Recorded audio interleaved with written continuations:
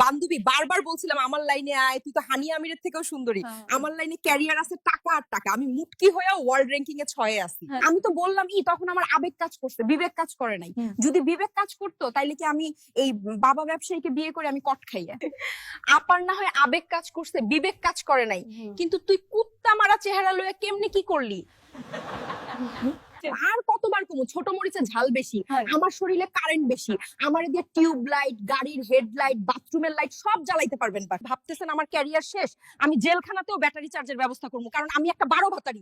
ওই ভুটকি, তুই হাসবি কম, তোরেও তো মানুষ ভালো চোখে দেখে না। ওই আমারে ভুটকি কইবি না, ফকিন্নির বাচ্চা। আমি রেমিটেন্স যোদ্ধা, র‍্যাঙ্কিং এ 6 নম্বরে আছি। আমার অবস্থানে পৌঁছাতে তোর 7 জন্ম লেগে যাবে। ওই ভুটকি, তুই তোর ক্যারিয়ার নিয়ে থাক, তোরে তো এখন ডিম থেরাপি দেয়, কেমন লাগে ক? দেহি ক। আমি ভেবেছিলাম তোমাকে সাহায্য করব, কিন্তু আর না, আমার মাউন্ট এভারেস্ট নেওয়ার ক্ষমতা আছে, আর এই ডিম থেরাপি আমার জন্য শুধু বিলাসিতা।